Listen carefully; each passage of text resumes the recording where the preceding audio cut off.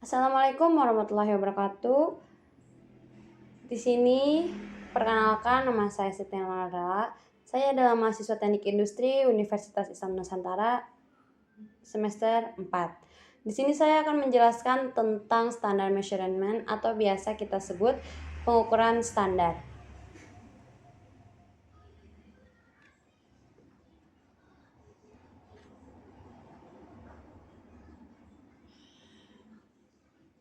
Pengukuran standar adalah proses untuk menentukan nilai numerik dalam suatu besaran fisik atau kualitas dengan menggunakan satuan yang telah ditetapkan secara internasional. Standar pengukuran digunakan untuk memastikan konsistensi, keseragaman, dan keandalan dalam pengukuran di berbagai industri. Mengapa? Pentingnya akurasi dalam setiap industri tidak dapat diabaikan karena akurasi pengukuran memiliki dampak yang signifikan berdasar pada berbagai aspek industri. Oleh karena itu, menjaga akurasi pengukuran merupakan hal yang sangat penting dalam setiap industri untuk memastikan operasi yang efektif, kepatuhan terhadap standar kualitas, dan keamanan dalam lingkungan kerja. Di sini saya akan membahas berbagai sistem pengukuran yang digunakan di seluruh dunia. Beberapa sistem pengukuran yang umum digunakan antara lain sistem numerik atau the metric system (SI), sistem kekaisaran, dan sistem US customary.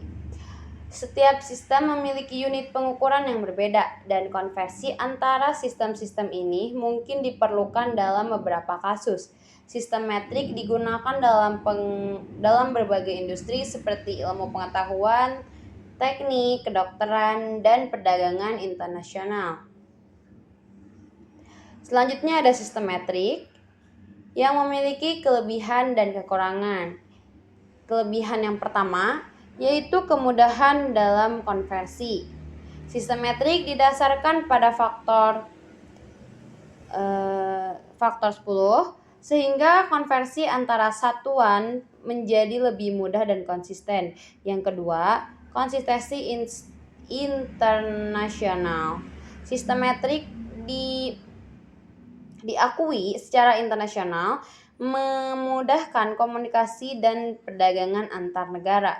Yang ketiga, kesederhanaan. Satuan metrik memiliki struktur yang sederhana dan mudah dipahami. Yang terakhir, ada aplikasi ilmiah. Sistem metrik banyak digunakan dalam ilmu pengetahuan dan teknik karena kemudahan penguasaan dan konsistensinya. Terakhir, ada kekurangan. Kekurangan di sini hanya ada 3. Yang pertama, ketidakfleksibelan. Beberapa orang mungkin menganggap sistem metrik kurang fleksibel dalam mengukur beberapa besaran tertentu, terutama dalam konteks atau sejarah atau kebudayaan tertentu.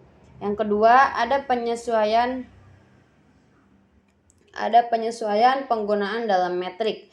Menentukan penyesuaian bagi individu atau masyarakat yang lebih terbiasa dengan pengukuran lain seperti sistem imperial atau sistem US customary. Yang terakhir, ada kompleksitas konversi. Meskipun konversi antar satuan dalam sistem metrik itu relatif mudah, konversi antar sistem metrik dan sistem lainnya dapat menjadi kompleks dalam beberapa kasus. Kita akan membahas sistem kekaisaran. Sistem kekaisaran adalah sistem pengukuran yang berasal dari Inggris dan masih digunakan di beberapa negara seperti Amerika Serikat. Sistem ini menggunakan unit seperti inci, kaki, pon, dan derajat Fahrenheit. Meskipun sistem kekaisaran masih digunakan dalam beberapa konteks, banyak negara telah beralih ke sistem metrik karena kelebihannya yang telah disebutkan sebelumnya. Tantangan umum dalam akurasi pengukuran. Yang pertama, ketidakpastian pengukuran. Ketidakpastian merupakan konsep yang menggambarkan Sejauh mana kita yakin dengan hasil pengukuran. Yang kedua, ada kesalahan manusia. Pelatihan yang kurang, kelelahan, dan kurangnya perhatian dapat menyebabkan kesalahan manusia dalam pengukuran. Yang ketiga, ada perubahan lingkungan. Perubahan lingkungan seperti suhu, tekanan, dan kelembapan dapat mempengaruhi hasil pengukuran. Yang terakhir, ada peralatan yang tidak akurat. Peralatan mencangkup yang tidak terkalibrasi dengan baik atau sudah tua dapat menghasilkan hasil pengukuran yang tidak akurat. Selanjutnya, teknik untuk memastikan pengukuran yang tepat. Yang pertama, ada kalibrasi peralatan. Kalibrasi peralatan merupakan langkah kunci untuk memastikan bahwa alat ukur memberikan hasil yang efektif. Yang kedua, penggunaan instrumen yang akurat. Kualitas alat ukur akan mempengaruhi akurasi pengukuran. Yang ketiga, ada pengendalian lingkungan. Variasi suhu, kelembapan, atau tekanan dapat mempengaruhi kinerja alat ukur. Lalu ada pelatihan operator. Pelatihan yang baik bagi operator alat ukur juga penting untuk memastikan penggunaan yang benar dan meminimalkan kesalahan manusia dalam proses pengukuran. Yang kelima, ada validasi dan verifikasi metode pengukuran.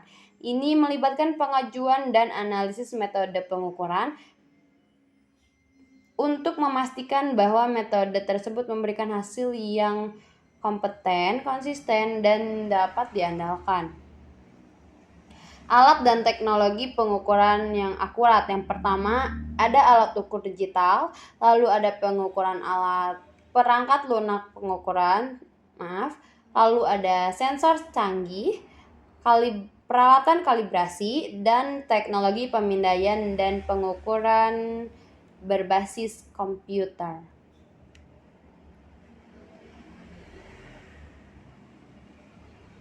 Selanjutnya ada proses pengendalian mutu. Iya.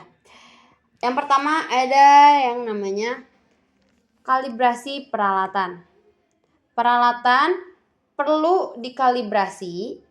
pengukuran perlu dikalibrasi secara teratur untuk memastikan bahwa hasil pengukuran akurat dan konsisten.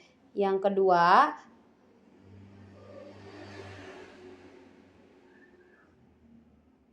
pengawasan proses.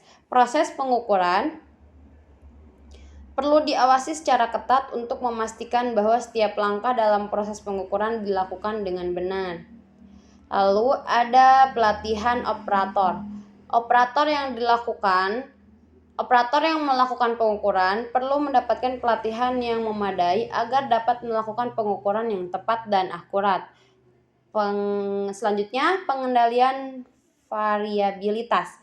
Variabilitas dalam pengukuran perlu dikendalikan agar hasil pengukuran konsisten dan dapat diandalkan. Lalu selanjutnya ada standarisasi. Penerapan satuan pengukuran standar internasional seperti sistem internasional menetapkan satuan pengukuran yang digunakan secara luas di seluruh dunia. Lalu metode pengukuran yang diterima standar juga mencangkup internasional untuk memastikan konsistensi dalam pengukuran. Terakhir, validasi dan verifikasi. Standarisasi juga melibatkan proses validasi dan verifikasi metode pengukuran untuk memastikan keandalan hasil pengukuran. Sekian dari penjelasan saya mengenai standar measurement. Kurang lebihnya saya minta maaf. Terima kasih telah memperhatikan dari awal hingga akhir. Saya pamit undur diri. Wassalamualaikum warahmatullahi wabarakatuh. Terima kasih.